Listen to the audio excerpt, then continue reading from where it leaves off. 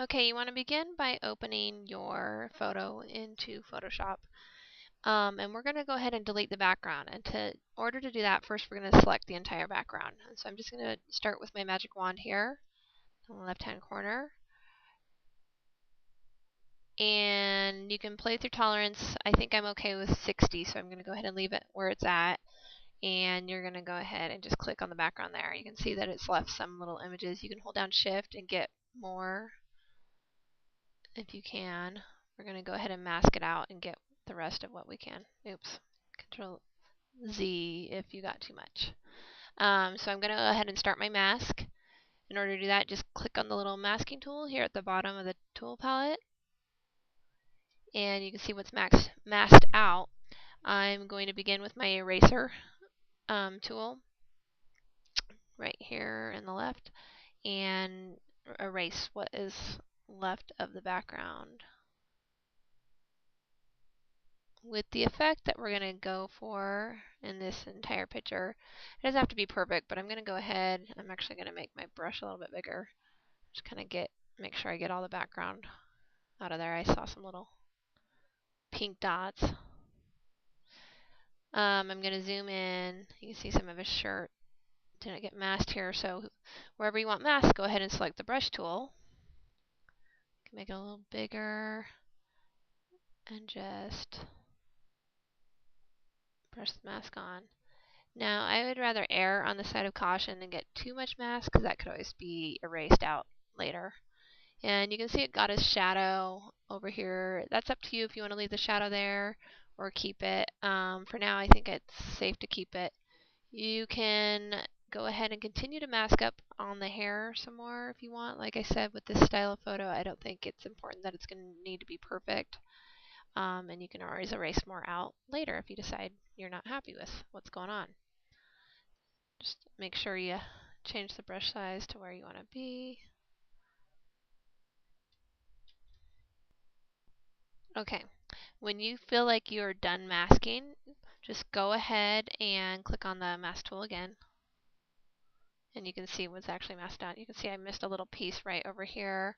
I'm going to select it again, select my eraser, and grab that. And click on the mask again. I'm going to go ahead now and double click on my layer because I want to make sure that I have a transparent layer when I delete out the background. If you want to just be safe and duplicate your layer right now, go ahead and do that. Just click on the drop down menu to the right on the layers palette there. Duplicate your layer, and that way you still have your original photo. Or you can save another copy now, however you want to work it. But this way I have a working copy. I'm going to go ahead and delete, and just so you can see, I'm going to take the eyeball off on the second layer underneath, but I'm going to go ahead and delete the background. Just hit delete and your background's gone. And then Control D to deselect what's going on here. So now we want to play with the contrast in the photo first. In order to do that, you can either come up here to the image, adjustments, and brightness contrast, or you can come down here to brightness contrast and play with it right here. Now I want to make sure the Use Legacy button is selected. If it's not already selected, then go ahead and select it. And I'm just going to adjust the contrast and the brightness to a point that I think that I'll be happy. And I think that looks about good. Now, the difference between using the tools in this box and over here is this actually does it in another layer so that it doesn't permanently, you can always turn off and on the effects if you like. So now I'm going to turn the image to black and white, and going to the same area, I'm going to hit black and white. And again, I'm going to play with it till I'm happy with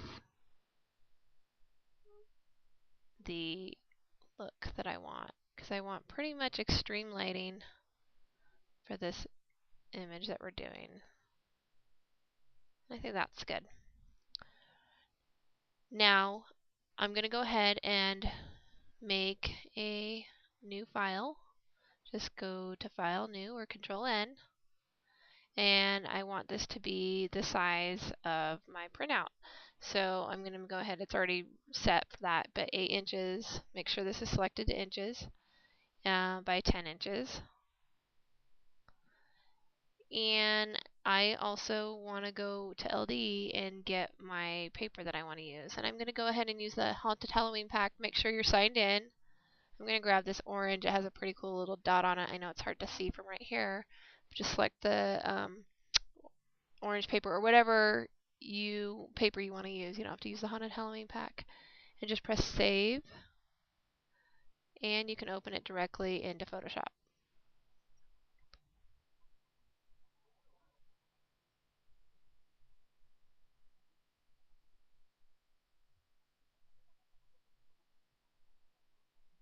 I'm going to go ahead and select the whole thing, Control A, and copy, Control C,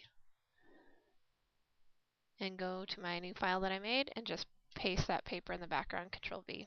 And if your paper's not where you want it, some of the papers have more effects here and there. You can go ahead and move your paper around if you want.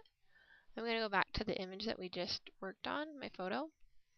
Select the whole thing, Control All. Now, because they're in layers, it's going to be important that you copy the whole image with all the layers. In order to do that, you can go to Edit, Copy Merge, or just press Shift Control C.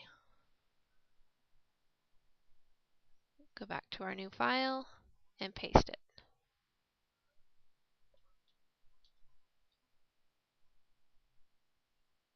I think I'm going to go ahead and make them a little smaller, so I'm going to go to my Layers palette and just convert to Smart Object so I can resize them down a little bit without affecting the resolution.